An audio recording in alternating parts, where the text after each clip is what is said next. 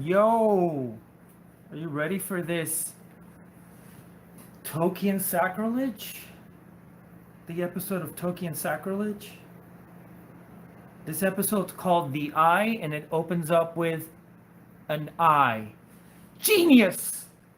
Now, I don't know. I've never been involved in a volcano eruption, thank God. But wouldn't everybody pretty much have either burned or their lungs would have been so full of ash that they would have just died? Like, I don't see how anybody survives this at all. I don't see how, just from a story standpoint, I'm not even talking Tolkien right now. I don't know how anybody survives it. We could say an elf could survive it. Maybe the Numenorians could survive it because they were kind of welcome to Pompeii. That would have been a cool title, but I think From Ashes to Beta is better because this is the episode where men just cry and women tell us what to do. And the episode, since they gave us so much action in the last episode, they felt like, okay, enough action. Now let's just talk and talk and talk and talk and talk and talk. Right? And the whole point is that now the orcs are going to be able to roam freely.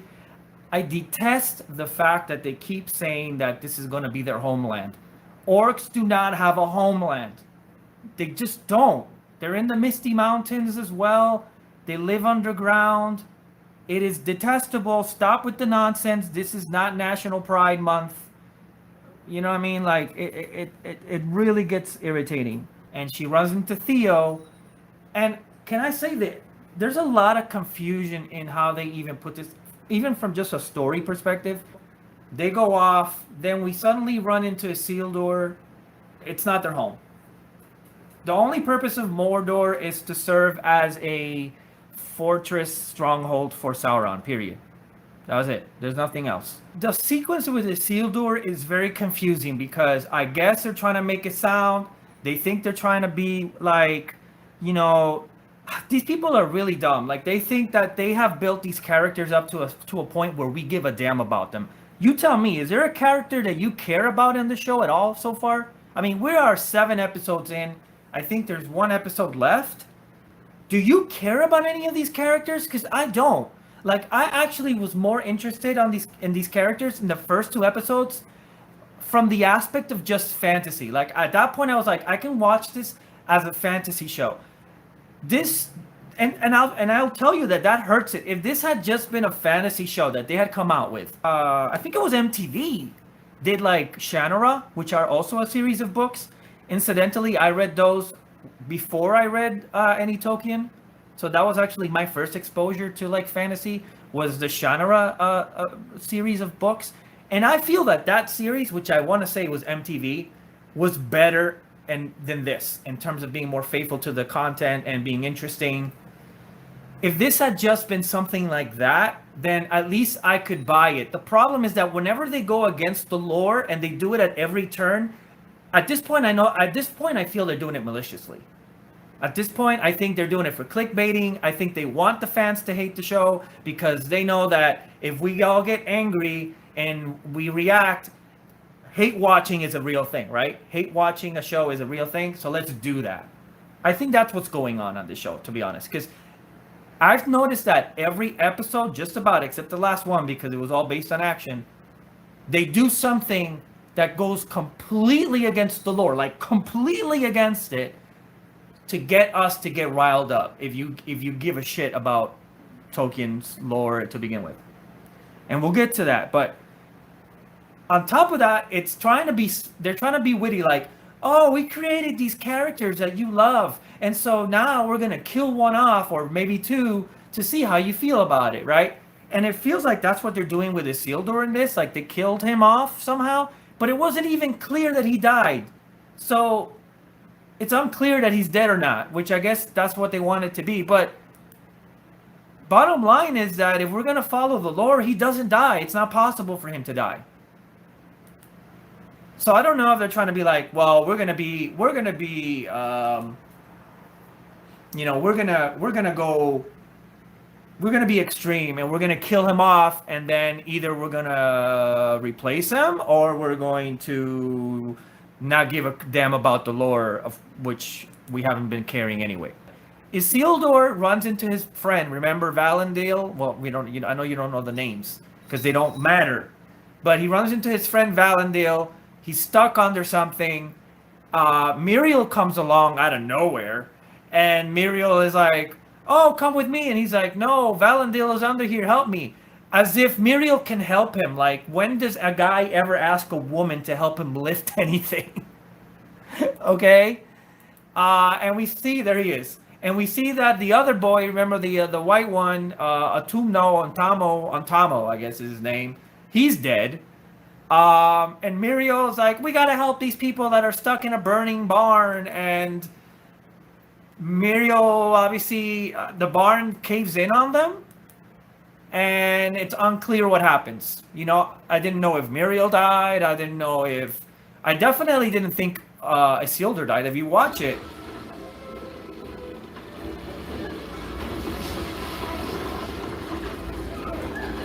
If you watch it, you can't even tell.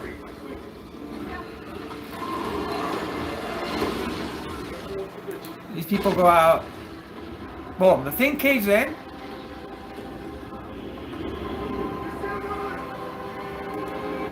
Okay, I thought that was Isildur. So I guess that's Valandil holding Muriel.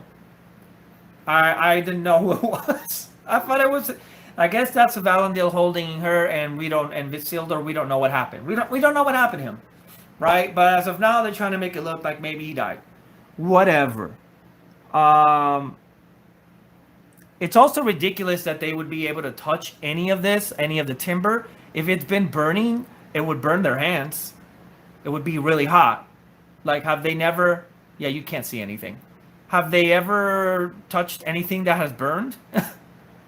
But forget whatever. Let's forget that. We go to the hobbits.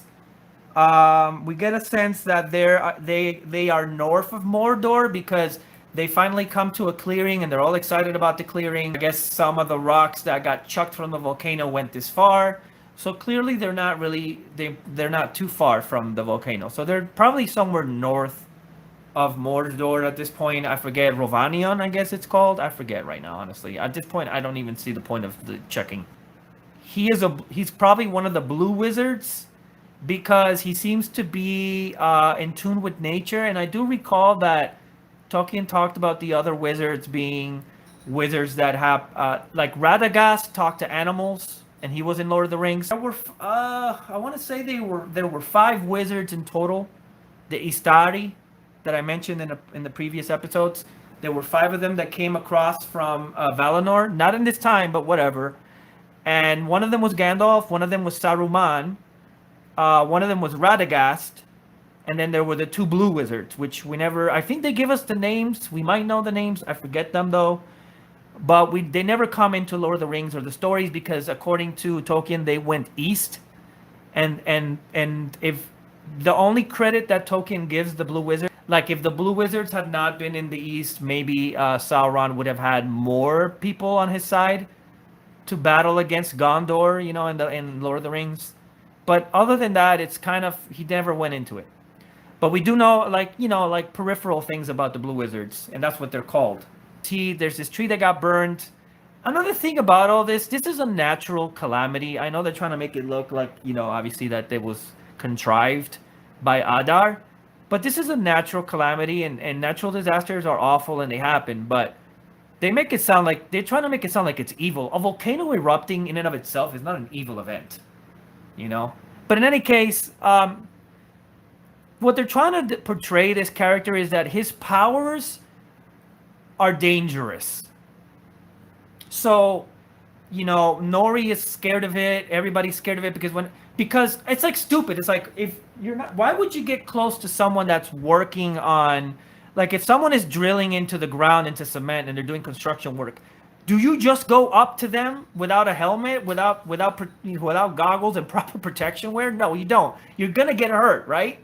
And that's the equivalent of what this is where he's doing this kind of magic that involves obviously arcane elemental powers, and Of course you're gonna get hurt if you get close to it. I mean, the tree is already dead. Why would you come close to the tree? The chances of a branch falling off is gonna happen, and that's exactly what happens.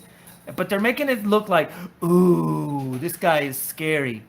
But on the one hand, they're trying to make him look scary, but on the other hand, all of a sudden, the Harfoots are okay with him. Sadok, the old black Harfoot, now wants to talk to him.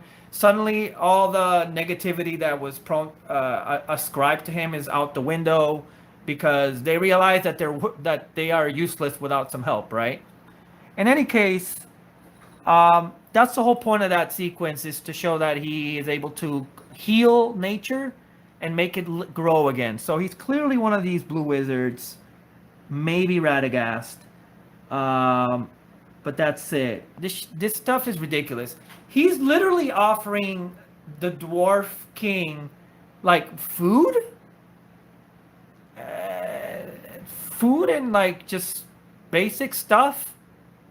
What does he say? I don't even remember, man. Food, grain, food. We'll give you food and we'll give you wood for 5 centuries. Wouldn't that number one, they've got food. How is this lively trade? I don't follow it. And on top of that, it's not something dwarves would care. If they should have to offer something shiny. Dwarves like shiny stuff. That's why they mine. They like jewelry. They like minerals. They like stuff that they can forge into something. If he gave them an alloy of some sort or something that the elves had, some kind of a even gold, they would rather take. Like why would a dwarf care for the livelihood of elves? He basically says in the scene with Durin, his son, he basically says we should let the elves die. Genocide is okay. You know, letting them go extinct is okay. And I guess that's why they wanted to play up the relationship between Durin and Elrond all throughout these other episodes, because now Durin is offended, you know. That's my friend. He's my buddy. He's drowning in the ocean. How can I turn away his hand? And the point of that is like that it doesn't play well. It just doesn't play well. It's not realistic. He sounds like a millennial crybaby.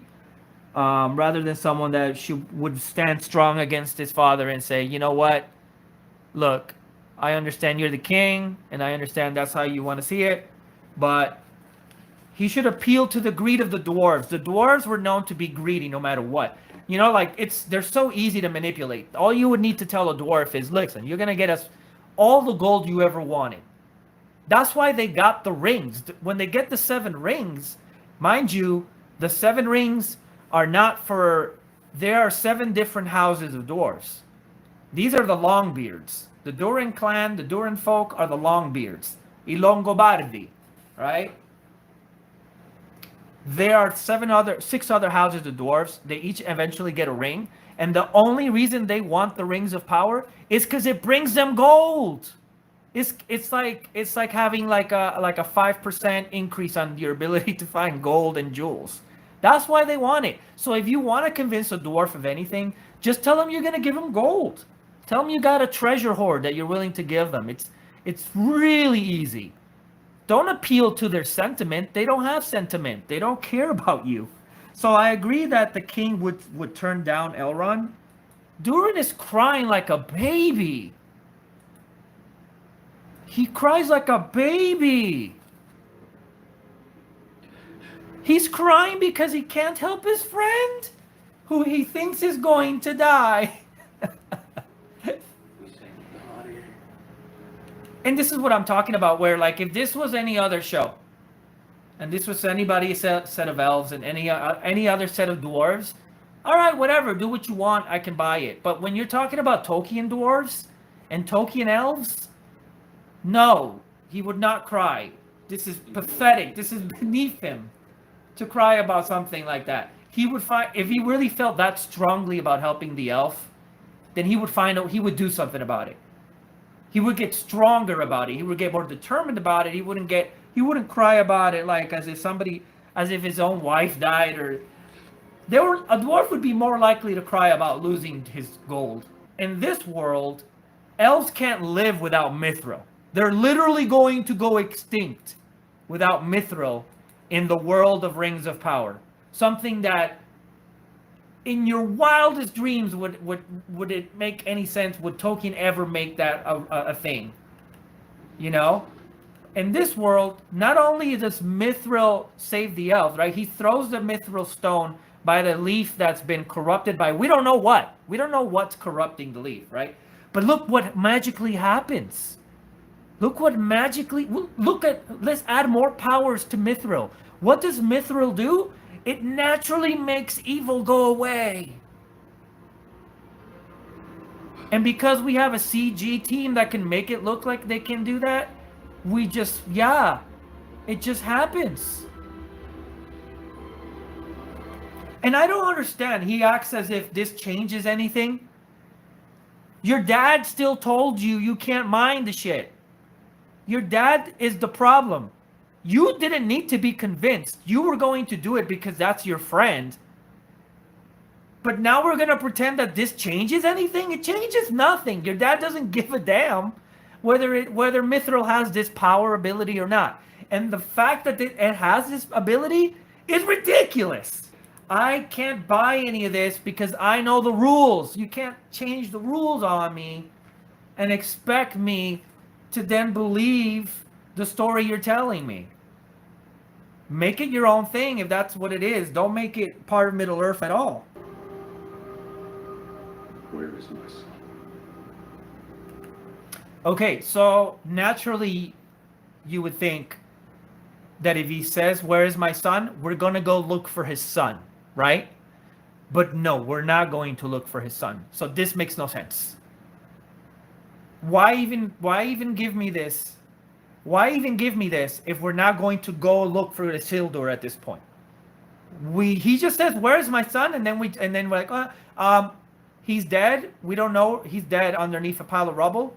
So let's just keep going to the encampment. Oh, also, by the way, somehow magically there's an encampment now of Númenóreans somewhere. It's unclear if they did this after the Ash. It's unclear if this was, I'm assuming this was an encampment before they went to, in the last episode, before they went to fight with the orcs. But it just exists. It's just there now.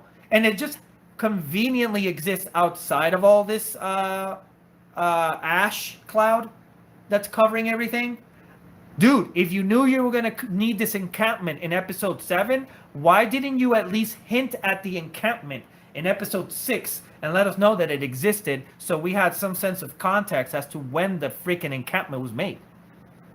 Like, not even, like, just on a basic storytelling level, some of this stuff just drives you nuts because you're like, do you think I'm this stupid? Do you expect me to follow through with something that you can't? You had time to put this together.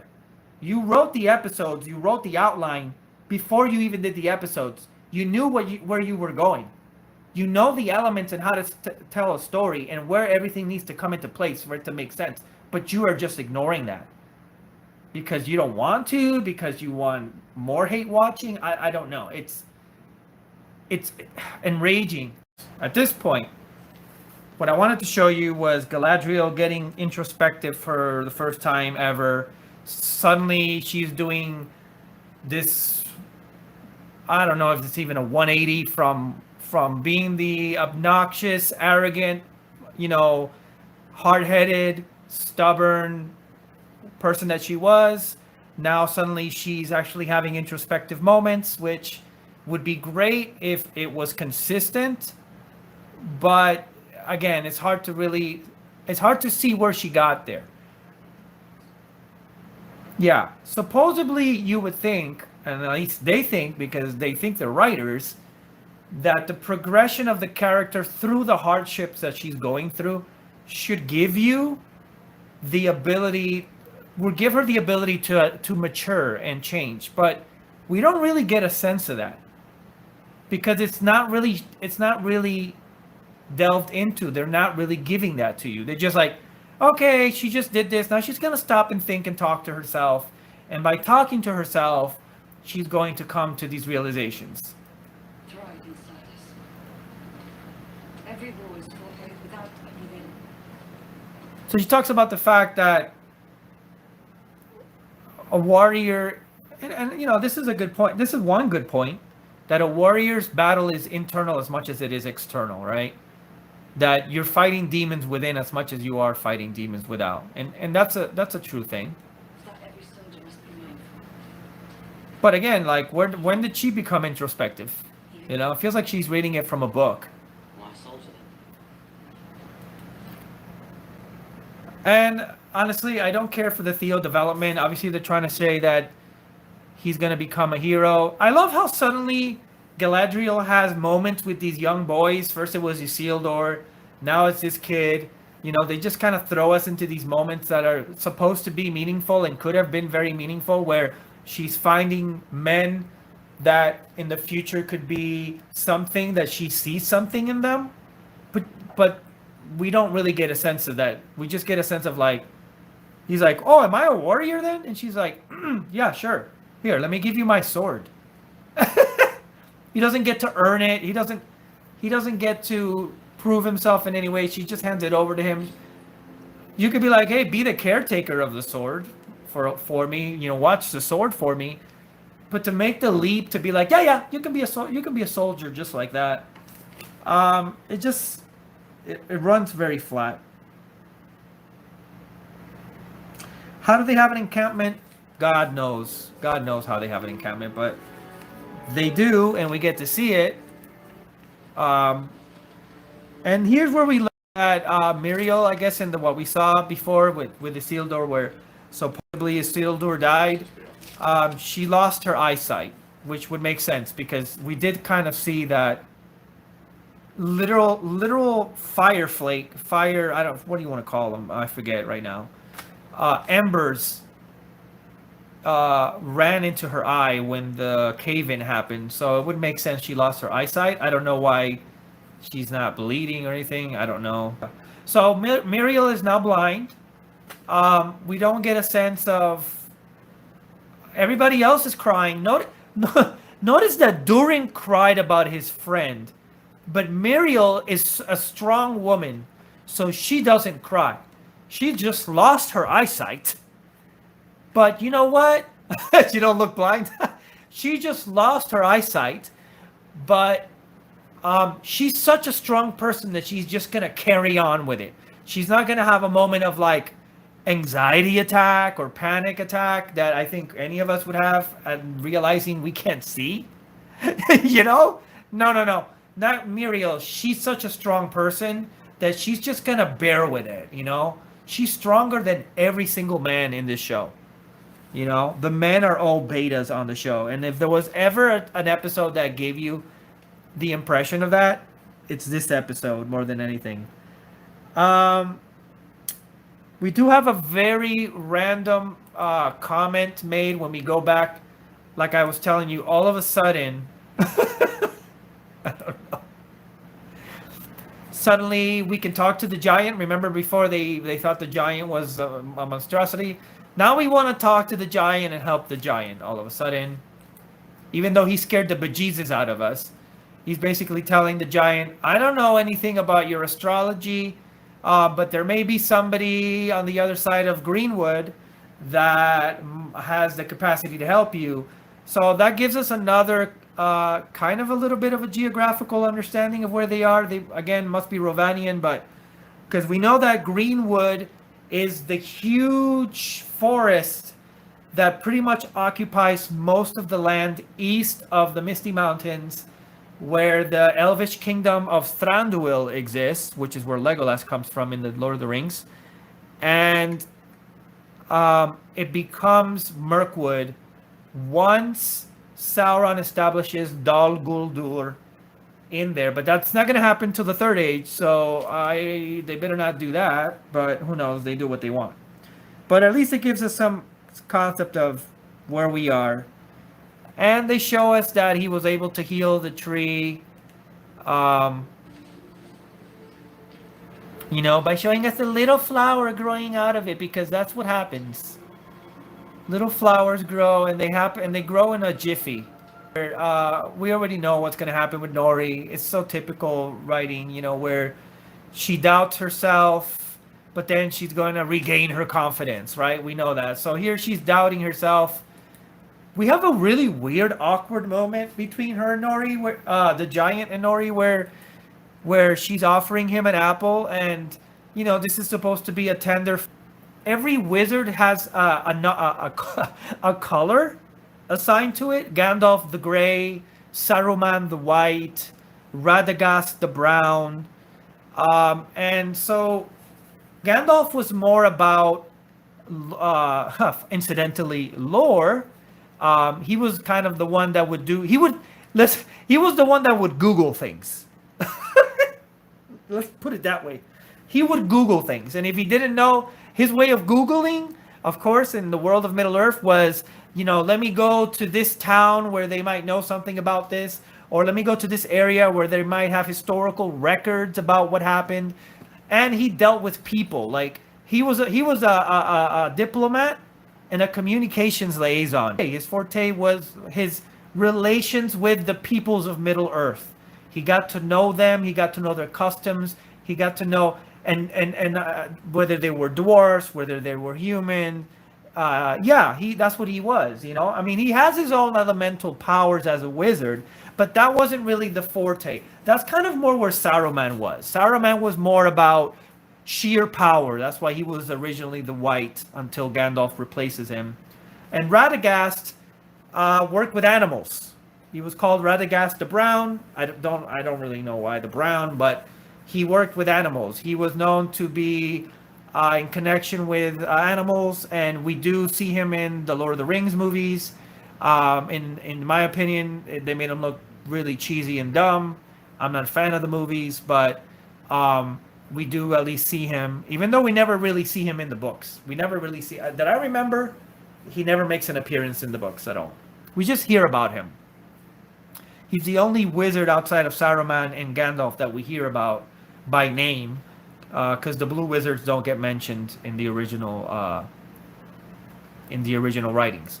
If she's the person that wants to help others and wants to get to know what they're about, for her to be suddenly scared of him because she was the moron getting close to him when he was doing whatever he was doing, his magic, clearly his magic has to deal with elemental power. Get away from him. But I love what the mother says to her. She's like, "Mom, you tried to tell me that I shouldn't have done this. I shouldn't have bothered with this guy." And the mother tells her, That's all I'll ever be. she's like, "I'm never going to amount to anything, Mom." And this is what her mom says. Off to bed, Snorri. Could you imagine that you talk to your mom and you tell her, like, "Mom, I feel like I'm never going to amount to anything. I feel like I'm just always going to be this, lame Harfoot." And your mom says, "Just go to bed. Just shut up and go to bed, really." We go back to Galadriel with the boy, and they're supposed to have this moment where they're hiding out. And remember that I told you that according to the lore, Galadriel at this time is married. Galadriel is married. She has a daughter, and she, her husband, and her daughter technically leave Eregion and go to Lothlorien. Well, here they decided, screw all that. Mind you, in Lord of the Rings, Celeborn, her husband, is present. In the Lord of the Rings books and in the movies, Celeborn is present. Okay? So, guess what happens now? Because he basically asks her, "Did you ever lose anybody?" And she's like, "Yeah, I lost my brother to the orcs," which she didn't. Sauron did kill him. Morgoth did kill him, torture him to death. The most freaking sacrilegious moment. I'm telling you, every episode they choose something. Every episode they choose something to completely reverse and go against and destroy what was actually written. Celeborn was his name. Celeborn is dead. In a glade of flowers. Celeborn is dead in this show.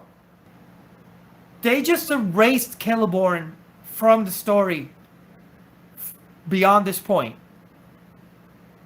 I don't know how to tell you how enraging that is, how stupid that is, how unnecessary it is. Celeborn doesn't exist according to freaking Amazon. And not only that, okay, she's giving him the story of how they met.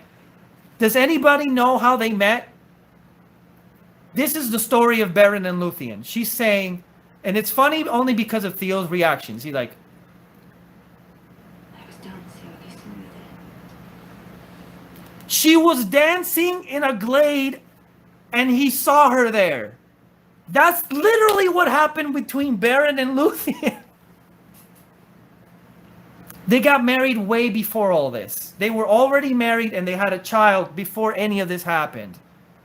Galadriel is from the First Age. She already has had a whole life and experiences. She already married Celeborn before any of this. It is confusing because it doesn't make sense. But not only that, these people are so uncreative that they literally lifted, I would say illegally because they don't have rights to it, they literally lifted the story of how Beren meets Luthien in the First Age, and they assigned it to how she and Celeborn met. That's the second thing about this that's enraging. And the only funny thing is Theo's reaction. You were dancing, yeah. We're dancing. Oh, seems so. That really plays as if he's really saying like he's insulting her. But this is the point in watching this episode where I was like, where I told you that even if I got paid to do this show, to be a writer on this show, to be involved in this show in any way, and we got to this point, I mean, I wouldn't be able to. I would say no. I would be like, I can't do this freaking show, you know. That's like literally arguing with someone about something you care about a lot, and then that person spits in your face while you're talking. That's the equivalent of what these people do and just have done, you know. It is literally the equivalent of that, you know.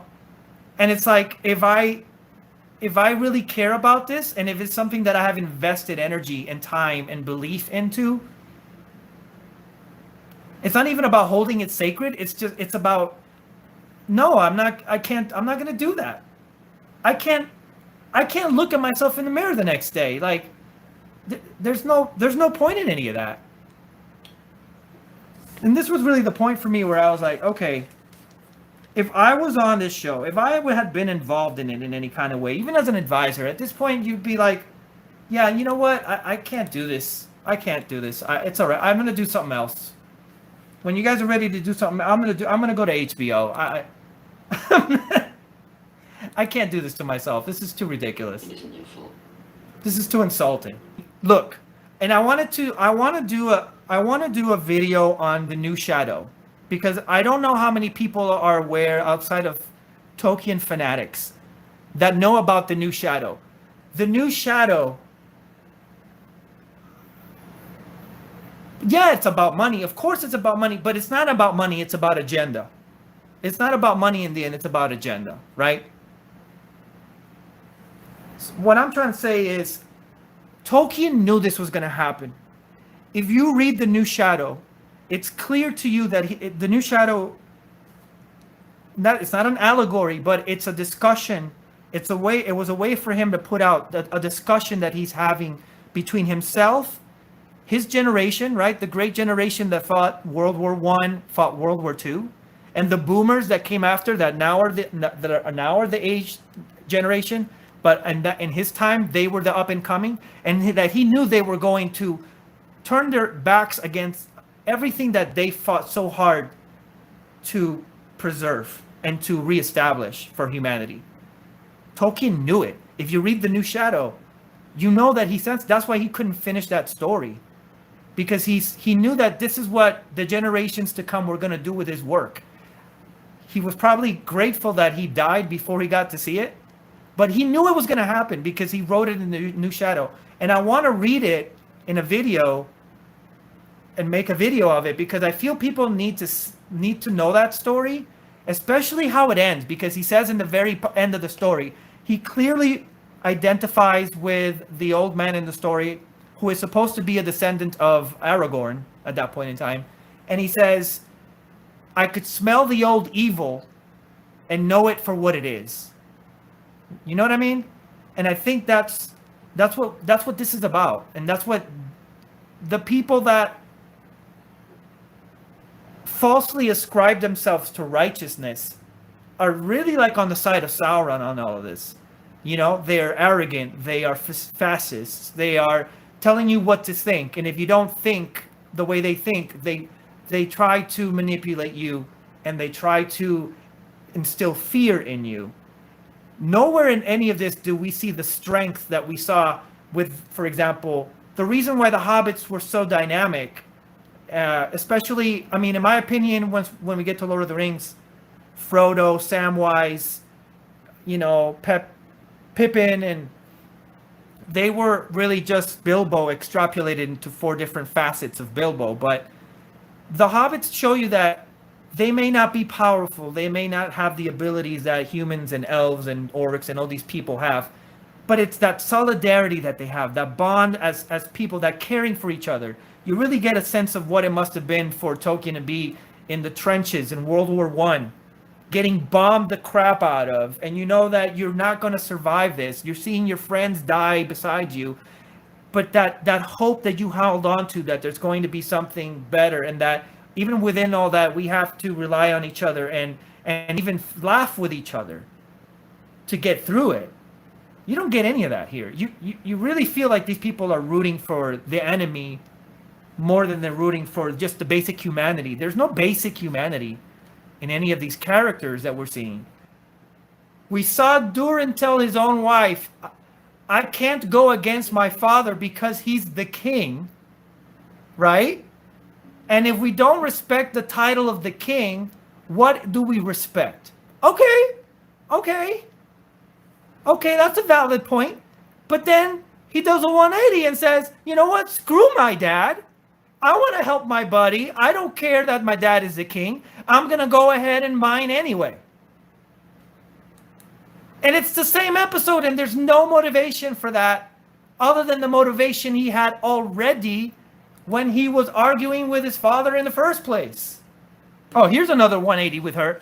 She's telling Theo, remember, she was the one that was like, I can't stop. I won't stop.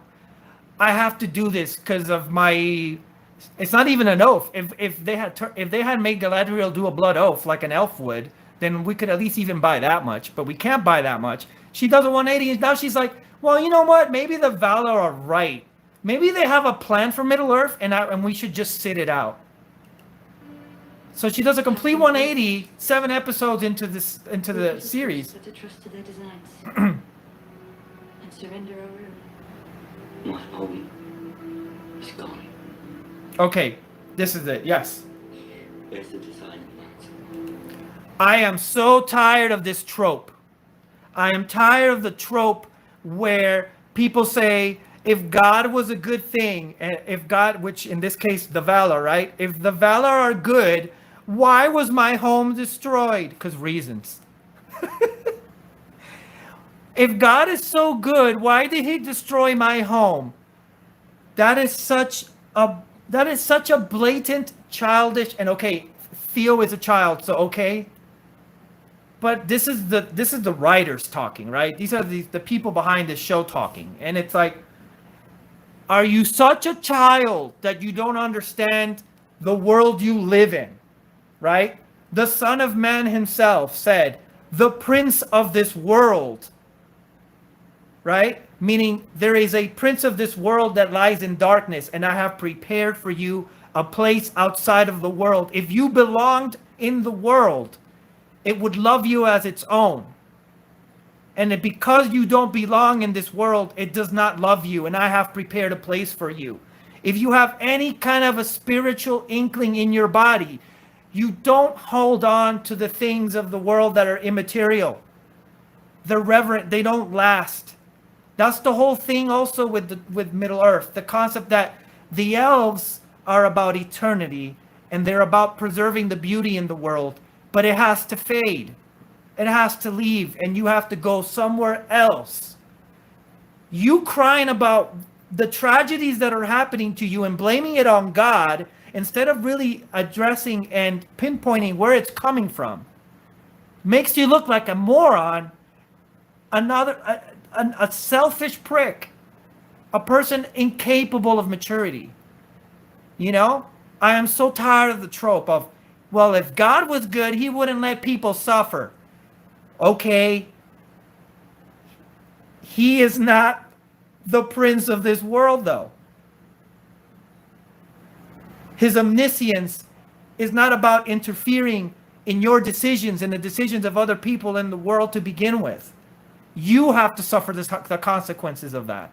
And you have to believe and understand there's something better waiting for you by fighting against something that created the world you're in. So I'm so tired of it. It's this one really gets on my nerves because it denies spirituality. It denies oppressed by worldly circumstances crap. Yeah. So I thought it was a good point to stop and address because it's much deeper than that. Now we're touching on Christianity. We're touching on the deeper levels of spirituality and what the true Christian message is, because this is what they always throw in your face. If God was such a good person, yes, if you have free will, what good is it if your father interferes? The best he could do is guide you, and the best he can do is show you that sacrifice is necessary. I mean, C.S. Lewis, who was friends of Tolkien, talked about the necessity for pain and suffering and sacrifice in the world for you to progress, for you to evolve. It is a necessity, not just on the point of the bigger picture, but even on the point of just basic maturity as a person, for you to be able to have any kind of value and understand the value of things. You need to suffer. You need to suffer loss. This should make you a better person, Theo. Not a little cringe. Yeah, there you go. The burden to carry the ring. It wore Frodo down. You know, and he needed that. And I believe that that's what Samwise was about. Samwise, to me, Gollum and Samwise are the most important characters because Samwise never complained. He was a servant of Frodo's, and he never said, I want... In today's world, Samwise would be like, I don't want to be your servant. I want to be better. I'm just as good as you. I shouldn't be your servant. The concept of servitude and dedication that Samwise embodies in Lord of the Rings is what helps Frodo carry through. Frodo wouldn't have made it without Sam. You know? And it's that love that he has for him. It goes beyond servitude, but it's meant to resemble the kind of dedication we should have to our Lord and Savior, let's say. Even as a concept. Even if you don't believe in it, it should be a concept that you adhere to because it carries you through the worst moments of your life. But no, we don't want to talk about that. We get the impression that Theo is just ready to tear down. We get the impression that Theo is going to be a revenge. You know, he's going to have a vengeance arc. He's not going to be able to control himself. He's all about emotion. He's completely sentimental and emotional. Yes, I like that. Yes, it is like a partnership more than a servitude. The concept, the age-old concept of the king, you know what I mean, and the servant, it's not meant to be about the power dynamics of it, of who's in control. That's very much the evil counterpart of it. That's very much what a Sauron or a Morgoth and how the enemy plays us, right? It's meant to be more about the dynamic of, like you said, a partnership. You know, everybody needs... Some people have to step into the leadership role, and some people need to support that leadership role. But is there a point in paying attention to details? I've given up to it. I just stick to the things that really, really irk me, because if I stopped at every little thing they do, I would be talking for hours and I would lose my mind. I don't want to say that these two are homoerotic, because I don't want to cheese out the fact that that friendship between men is a thing and is a powerful thing, but it honestly feels kind of awkward the way these people portray it and the way they're trying to show it on the show. Nonetheless, they find a mithril. They find they hit the main vein of mithril in the mines, and it's important for a reason that they leave as a cliffhanger. So we'll discuss it when we get to that. But I love also these writers must have terrible parents. Like we all have parents that have their good points and their bad points. Nobody has great parents. Our parents say things. Our parents are probably the ones who most traumatize us at a young age, and we love them nonetheless, right? We understand that it's hard to raise children. It's hard to understand children. The generation gap is a real thing. But the way that these parents talk to their kids, we saw how Nori's mother talked. It's a bromance. It really does feel like a bromance. It really does. I think he likes her more than Disa, In any case, we saw how Nori's mother talked to her and said, "Go to bed," when she said to her, "I basically feel like a worthless person. I'm never going to amount to anything." Well, now we have Durin and his father, and it's the same freaking thing where he basically tells his own son, "When you were born, I thought you were a monster." I'm going to play it.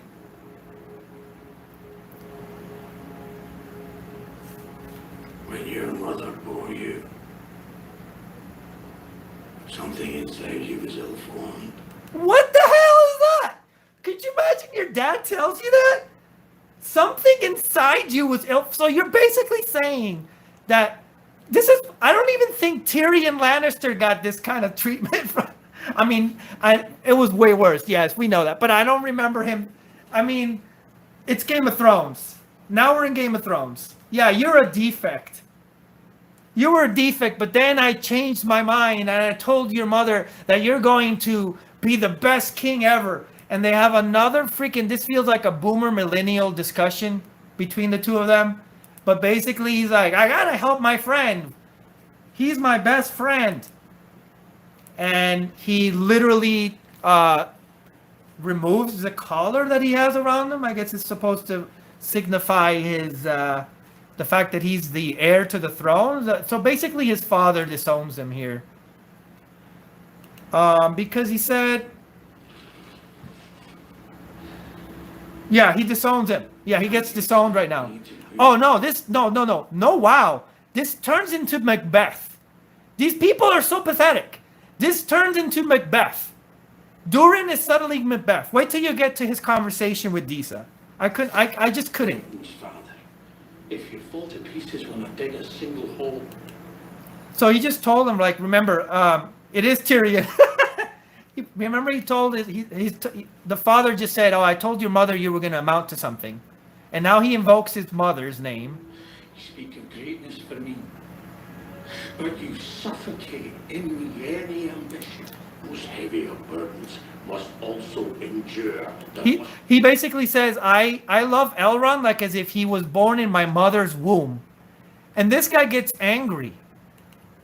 First of all, does a terrible job at it. There it is. He says, "How dare you?" He doesn't even sell it. How dare you!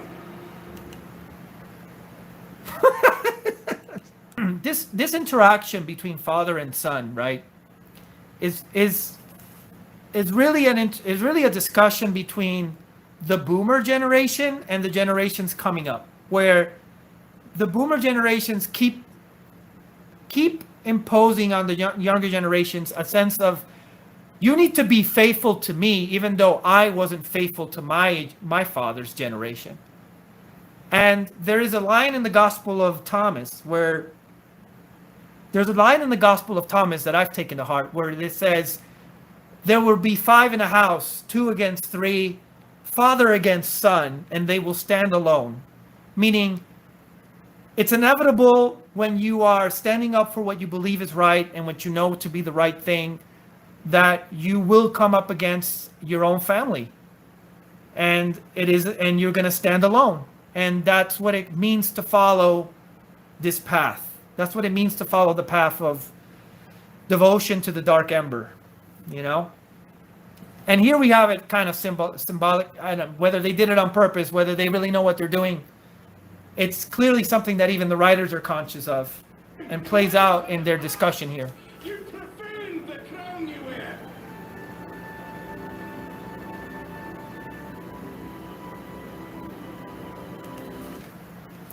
And he removes his collar. This is so weird. He takes the collar off. Right? He doesn't even rip it off. What happened? Where's your anger, dude? Like, what happened? He should be angry and throw it on the ground. He just drops it on the ground like whatever. And Durin's like, what? Waits for him to walk off and goes to pick it up. And he's like, don't pick it up. It's not yours anymore. Don't pick it up. Leave it. So bad. This was the take they went? This was the takes they went with in the scene? Is anymore.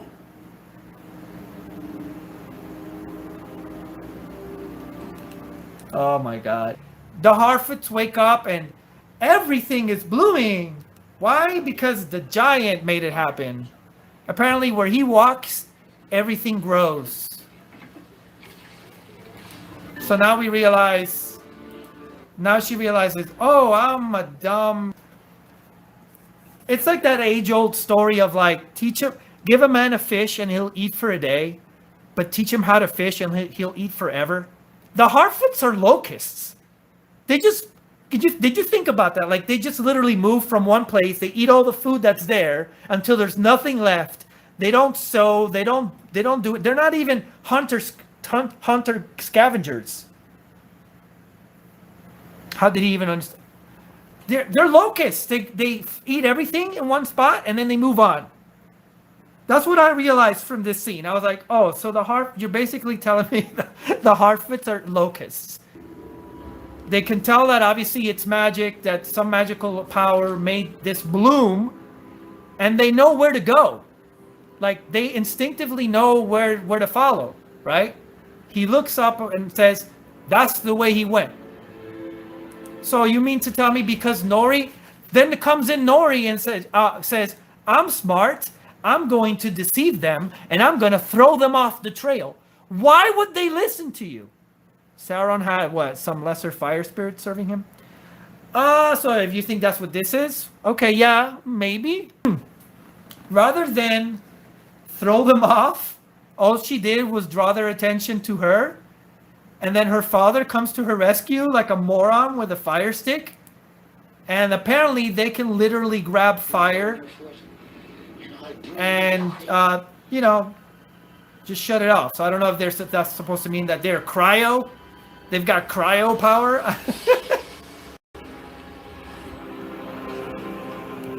I guess.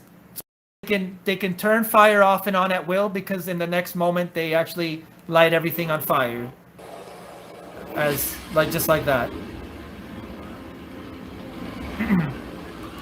Okay, so I mean, even if they are fire spirits, why are they aware of this being and why are they following this being, the giant? Why would they know where to go and that it would be an issue, that this being is going to be, something they should be worried about? I thought the whole point of him coming on a meteor was that he was incognito. Elendil talks to horses, and we're supposed to think this is like fantastic, The horse is the only one that says, Isildur is alive, I'm gonna go back and find him. Because remember, before he was like, where's my son? And now but he never bothered to even go look for his body. And the horse is like, I'm not going back with you. I think the horse wins an Oscar. I think the horse did the most emotional acting in the show. I should never have pulled the elf on board. This sounds exactly like Theo. Now we're going to blame Now we're gonna blame how Galadriel's fault that a volcano was going to erupt. She brought them over here because they needed help. They agreed with the fact that they were going to fight to help these people. They did their part. Who knew that a volcano was going to explode? How is this Galadriel's fault? I hate to defend her, but I got to defend her in this one. This guy, who is probably over 100 years old by this point, is as much a child as Theo. Why are all the men on the show children? In case anybody was wondering, women can't die on this show, okay? Women are all powerful. They are more powerful than Sauron. They are blessed by Iluvatar himself. So even though we thought for a moment, did Bronwyn die? Oh, you hell no, she didn't die. Of course not. So we have a heartfelt reunion between mother and son. Her death would have been a good thing, in my opinion, for this character, because this character clearly wants to go off the deep end. Theo clearly wants to go off the deep end on a revenge cycle. And so if they had killed her off, it would have been more believable. So now I don't know. Like, it's like the whole thing with Anakin Skywalker. Remember, his mother got killed? And so that's why he started being crybaby at that point, because his mom died. So if you were going for the Anakin Skywalker theme, Gollum vibes, I know. He should be Gollum. Actually, Gollum is much better than Theo, because Gollum actually saved Middle-earth. So we can't even hate on Gollum. What was that? Of course not. Of course she can't die. And also, we can't kill the Black Elf. You know the Black Elf ain't gonna die. Which, mind you, I don't care. I like him. I like the actor. I don't mind Arondir for what it's worth. But Dell's ex-Black Elf, he survives. They are, right? In Game of Thrones, they killed people you didn't know who was going to die next. You were like, you were scared to know who was going to die next, because you never knew who it would be. And they would always be in the most freaking random ways sometimes. It was awesome, right? Yeah, they are scared to kill people off, especially if they're female. Women don't die. Galadriel comes back. What did I write here? Okay, now Numenor is going to retreat. We have a scene between Elendil, right? They're going to go back to... The Numenorians look so weak on the show. Like, the Numenorians were the maritime empire of the Second Age, yo. Like, they would not be defeated by this. They would regroup. They would be like, you know what? We got to handle things. The Numenorians, without rings, without any kind of elvish magic or any kind of talismans, of their sheer energy and power imbued in them from their lineage through Elros and what they built, they are the Atlanteans of Middle-earth's lore. They were powerful enough to take anything down. They only were diminished because they fell for Sauron's lies and went against the Valar themselves. And then the deluge happened, right? What? They're like all of us watching, hating Galadriel? Yeah, everybody hates her now. Pride, yes. And not only pride, but the obsession with living forever. Which I would say boomers have that obsession. I really think boomers are the generation that has lived the longest. They've lived well into their 80s, now into their 90s, and they think they're never going to die. They think between Botox and injections, they're going to somehow live forever. And that's what the Numenorians became towards the end. But once again, there's no context for time in the show. I don't understand Muriel. I don't see where she's coming from ever. It just feels like things come out of her mouth that they just come out of her mouth. She basically says, we're going to come back and we're going to keep fighting and we're going to keep fighting. And she then turns, she can't see, right? And she says, Captain, watch it. Daughter of our Inzilatun Valdis, Numenor will return. Then the elves will be ready. Okay. Galadriel, Gil-galad literally kicked your ass off to Valinor. In like the first episode, Gil-galad kicked your ass back to Valinor. He does not want you in Middle-earth. You cannot vouch for the elves. You are on your own, girl. According to this show, you are on your own. You can't speak for the elves. But she's saying that, don't worry, I'm gonna convince them because I am Galadriel, and I am going to tell Gil-galad what to do, and the elves will be on your. Like she has done this twice on the show. Remember with Halbrand telling Miriel that, don't worry, Halbrand's got her back. Girl, you can't tell people that people got your back when you don't even have you haven't even got their approval. But this is my favorite moment right here. We sail with the tide. Captain,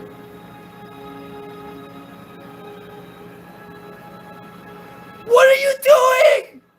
What are you doing? But you know, if you want to get attention, you got to yell in this world. Remember Ariane taught us that if people don't listen to you, just speak louder. Okay? And here's a good example of how that works. We're Harfoots. When you yell, people just stop what they're doing and they listen to you.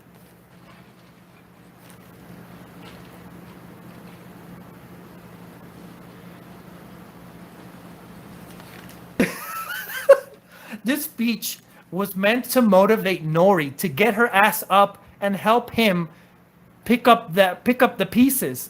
But no, she gets up and she says, I'm going after the giant. The giant doesn't need you. You need the giant. Like, are you going to the giant to tell him to come back? Because the giant doesn't need your ass. Your ass needs the giant. But yet they're going out as if they're gonna go help the giant, warn the giant that the fire spirits, we're calling them now, are coming after them. Did you not see how they literally burned your entire... What makes you think the giant needs your help? I'm pretty sure at this point he knows he's in constant peril.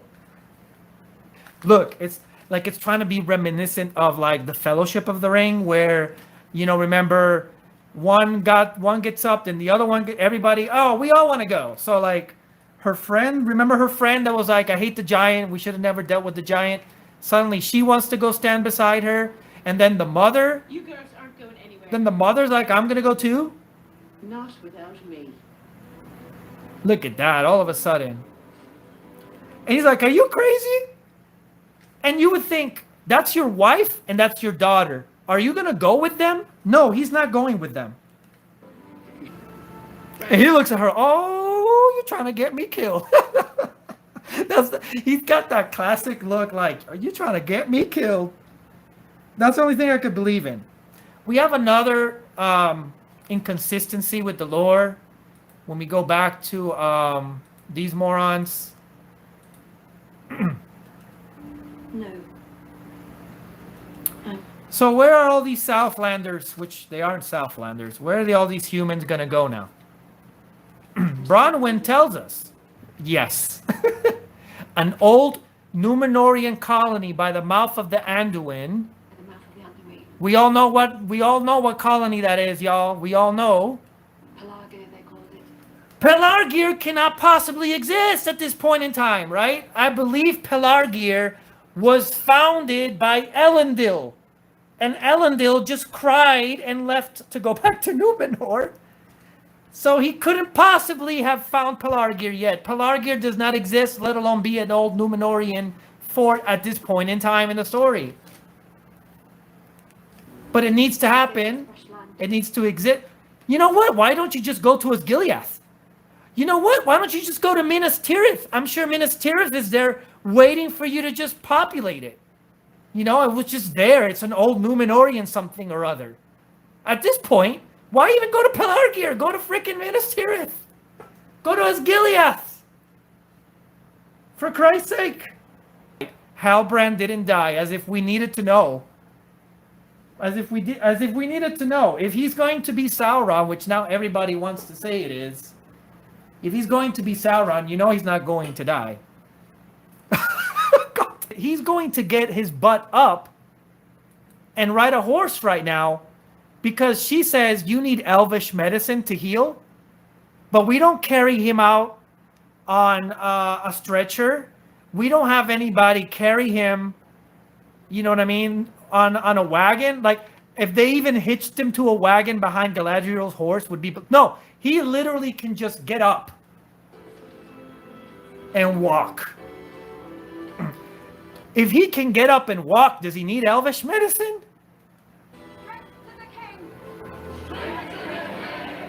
Long live the queen. Oh, no, I guess not anymore. Long live the new king. Right. Well, listen, I just think you guys are racist.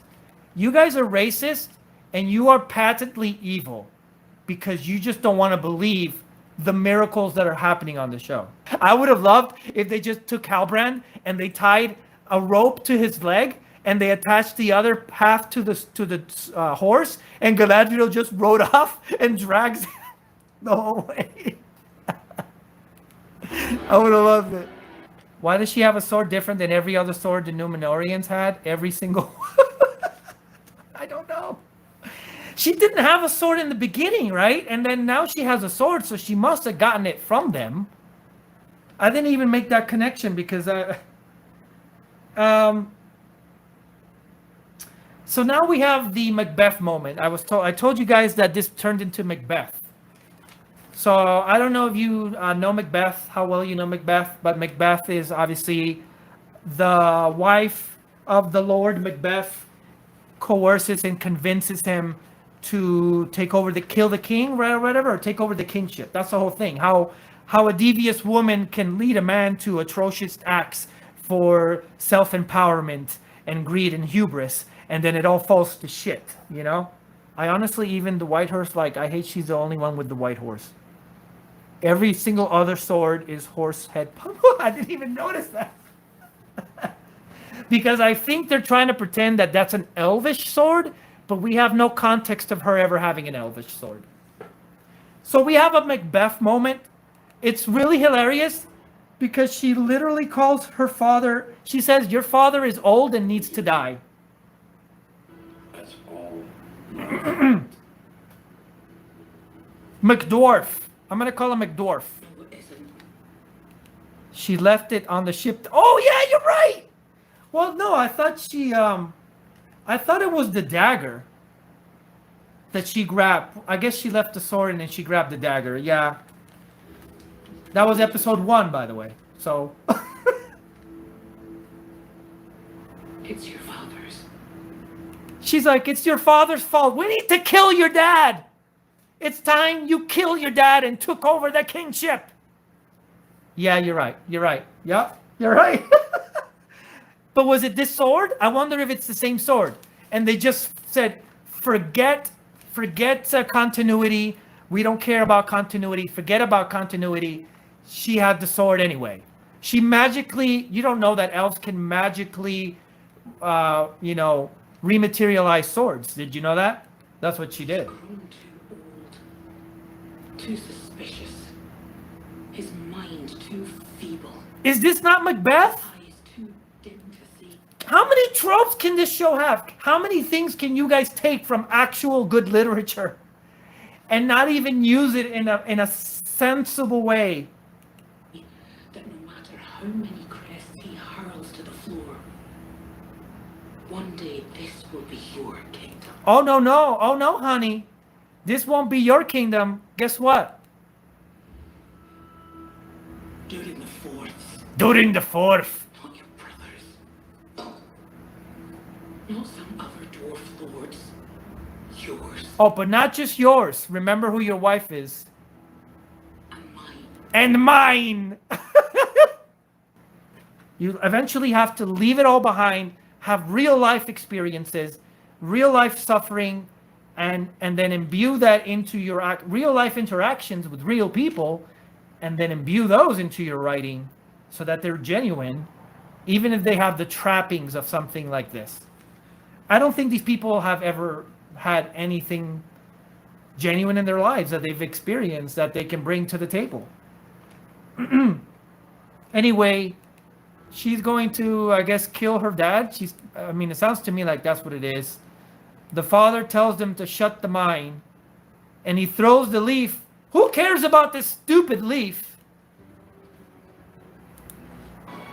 I guess they thought this was cinematic, to have this leaf fall to the ground, and just so that we could see this.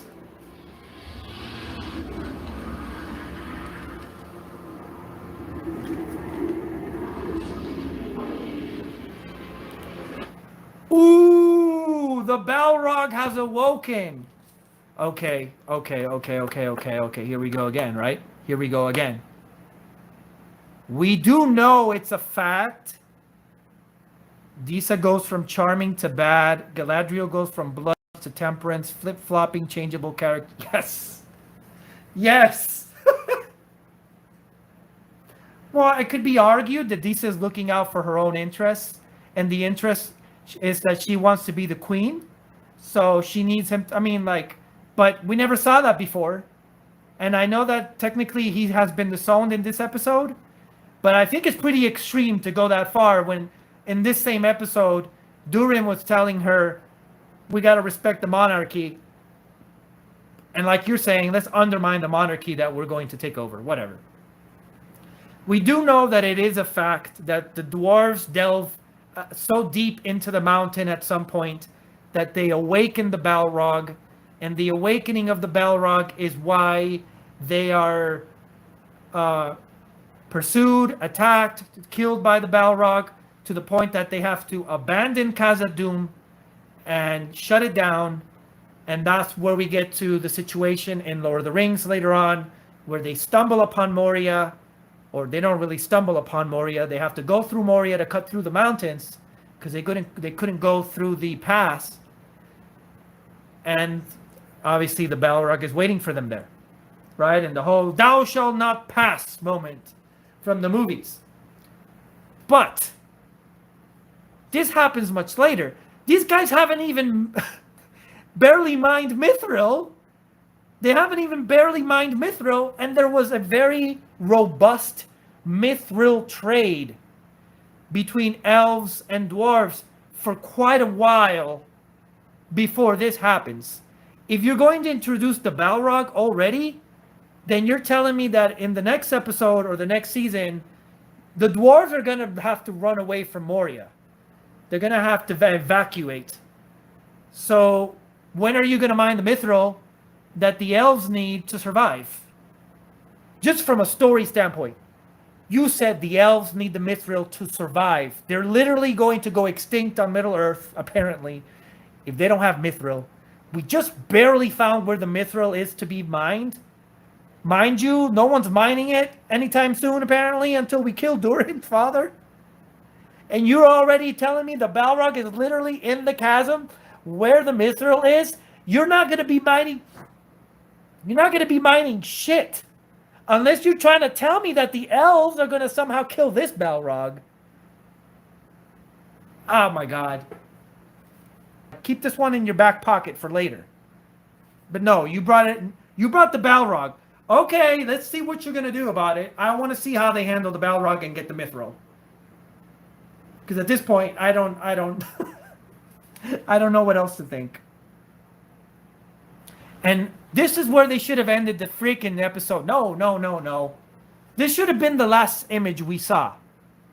If this is going to be the cliffhanger. No, we still got to go back to somebody else we all forgot about. Did everybody forget about Adar? I did. I don't care about this guy. The guy that somehow escapes from chain. He's Houdini. I'm going to call him Houdini. They give us a Captain Obvious moment. For some, as if we don't know by this point. That the Southlands, which this isn't, that the Southlands, this area that we're in, is literally has just been converted into Mordor. It's going to be Mordor. We saw Mount Doom erupt. We got it. Wink, wink. We got it in the last episode. No, let's beat you over the head with it by telling you. We already know it. He's even asking him because he's like... He's like, "Hail Adar," right? And he's like, "No, it's not the Southlands anymore." But he's not going to tell us what it is because they wanted to do this. The name of the place. It no longer exists. What should we call it instead? Look, What should we call it instead?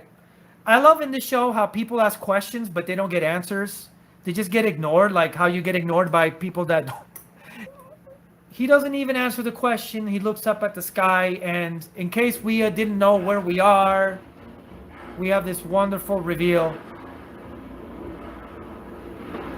Right. Well, that's not even possible because Sauron's mortal coil, right?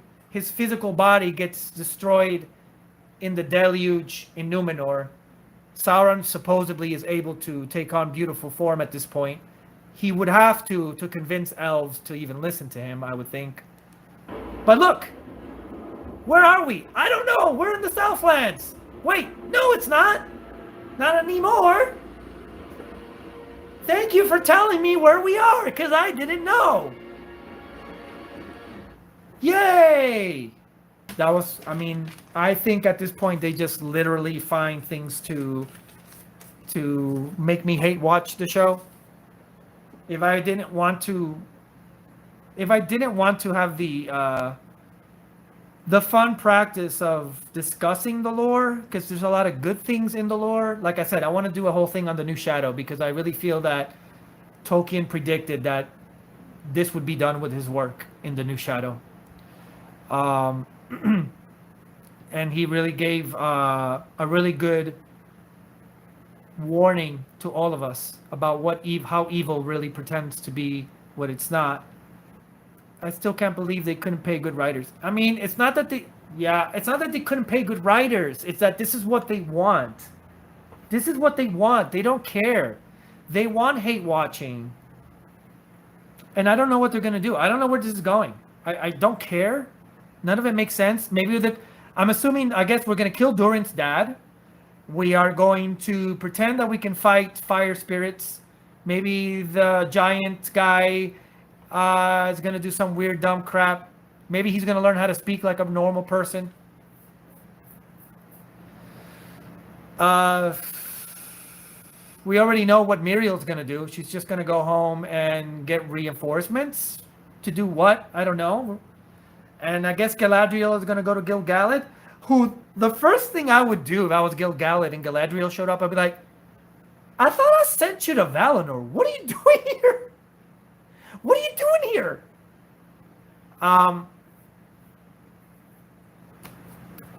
Elendil's going to continue to be a crybaby? Oh yeah, it would make sense if Pharazôn would take over.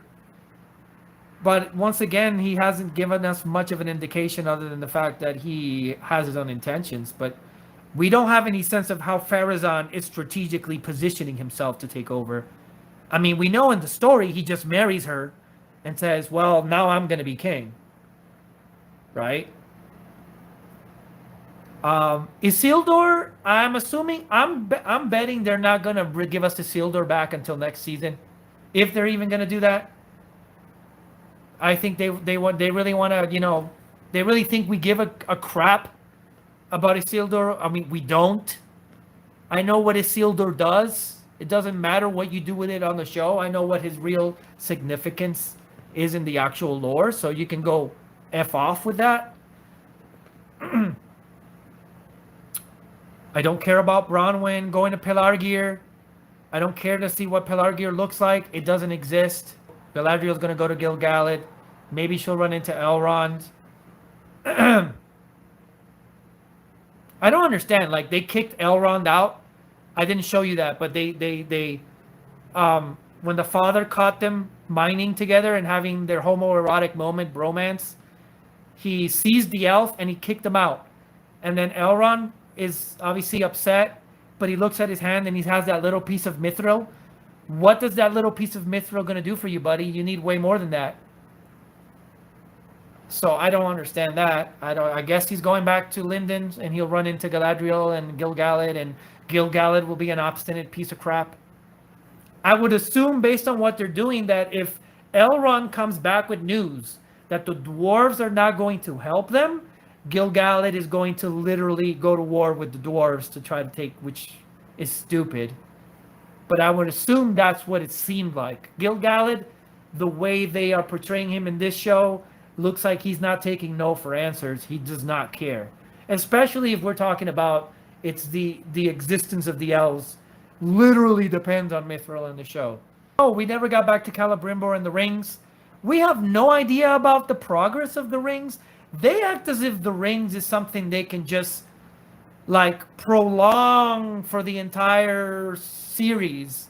Like, are we gonna get the rings in season 3 at this point? It feels like we have no sense of progression other than like they were almost done building the tower with the keep in mind that in the Fellowship of the Ring, at the end of the Fellowship, they all split up.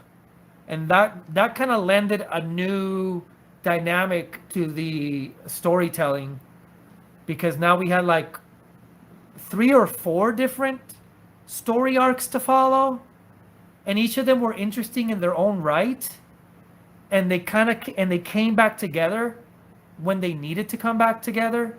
I think that's what they thought the volcano was going to do, but they reunited everybody within the first episode, within the episode. So I would have preferred, like, we don't know where Bronwyn is, we don't know where Arondir is, they're on their own thing. Theo is with Galadriel, fine. Elendil and Miriel, fine. You know what I mean? Like, keep everybody on their own veins. Give us something interesting to follow. No, then we don't get that.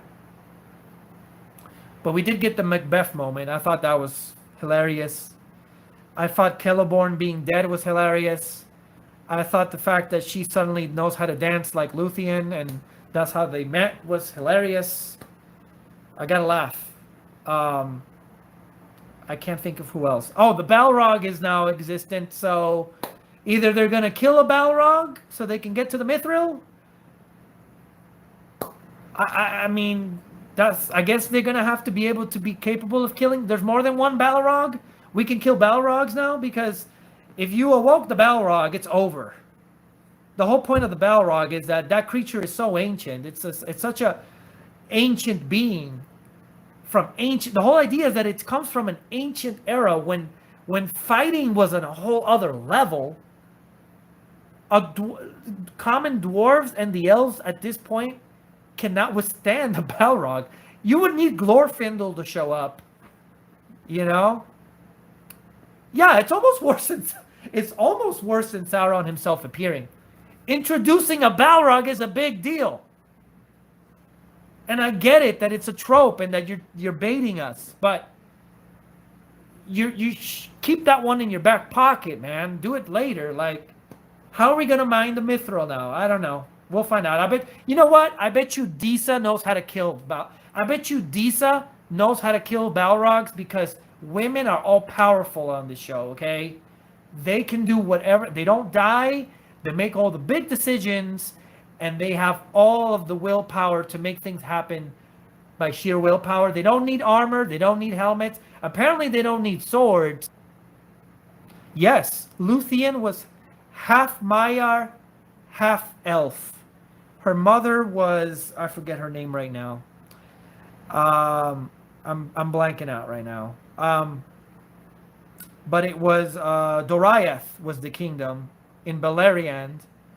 It was the original Elvish forest kingdom. That later on we have Thranduil in Mirkwood, which is not the same thing. And Doriath was protected by the magic of her name was Melian. Melian was the name of her mom, the Maiar, and her magic was what protected Doriath from the orcs and Morgoth and everything that was encroaching on the outskirts, because in the first age, everything just keeps getting worse, and it keeps getting worse. Like, literally, Baron is born into destitution. Like, his father gets killed, and he's like the last survivor of his tribe of men. Yeah, she could smile. She could smile and scare it away. I believe that one. You know? But Melian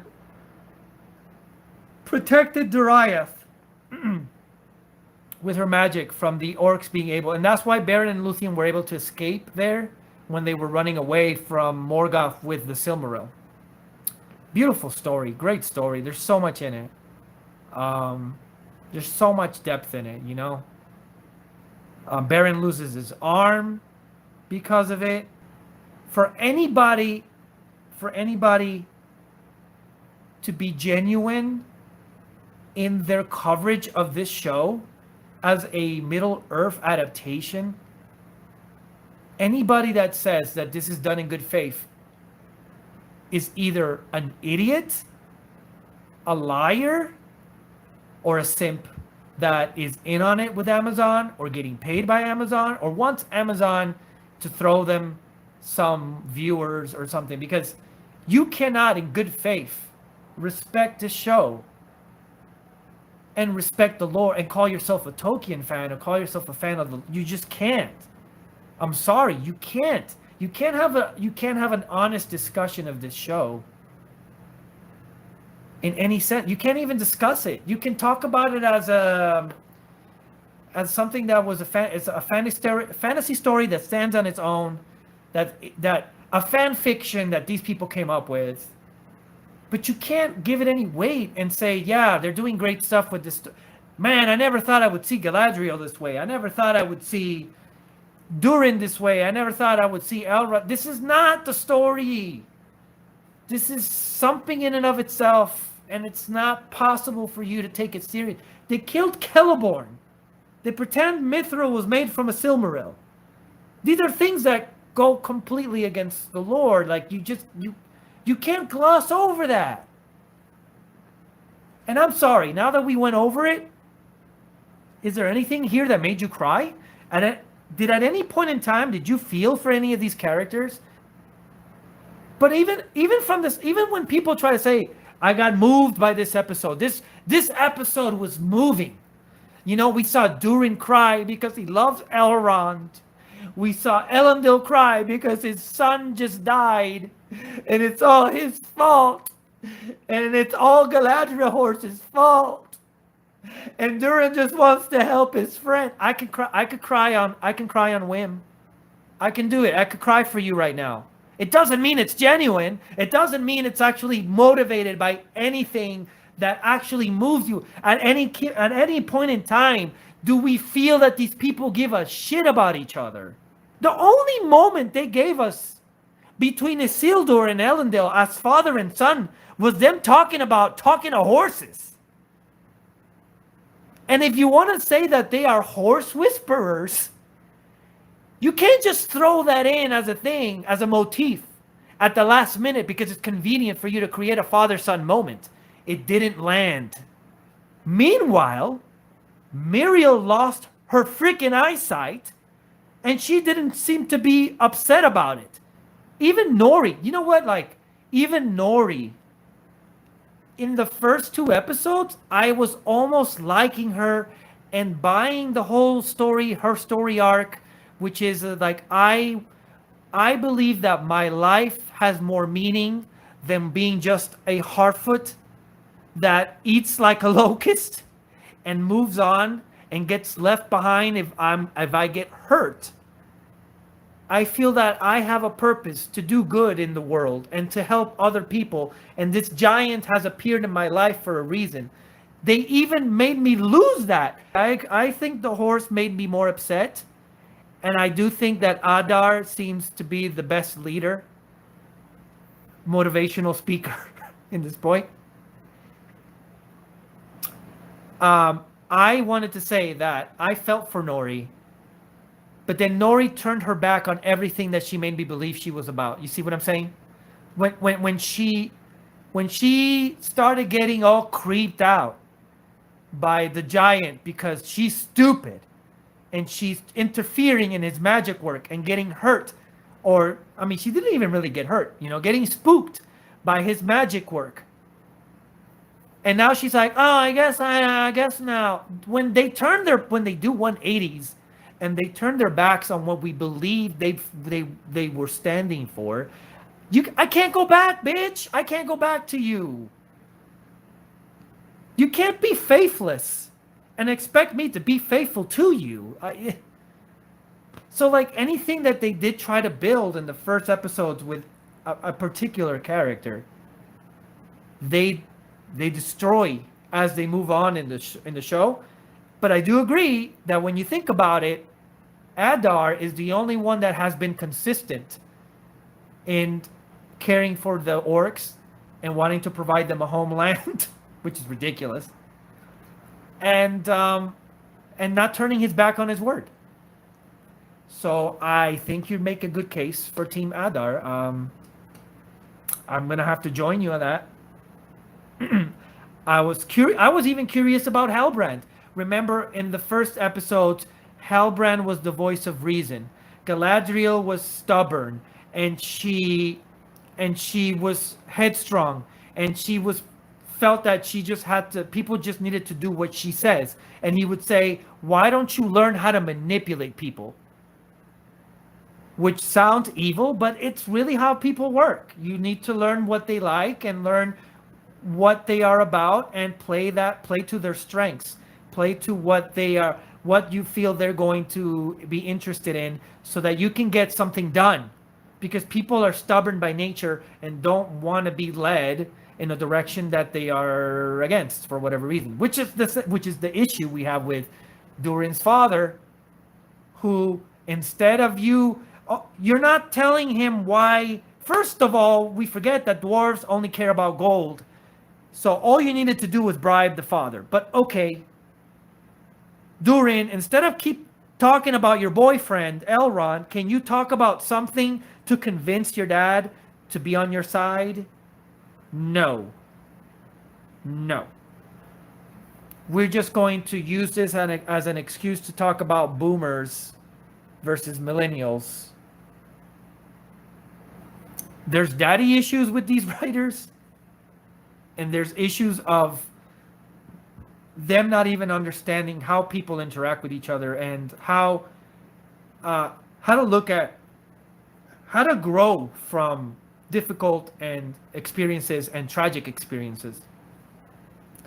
We're going to go with the trope of saying, if God really was so good, why would he let bad things happen to good people? Bring me Sauron. Give me a compelling Sauron, please. Give me a Sauron that convinces people that his way is the right way. Let's do it. Let's go. Let's show me a Sauron that I can really sink my teeth into, I'm down for that. Thanks, everybody, for joining me on this riff. It was a lot of fun because you guys made it fun, honestly. So, talk to y'all soon.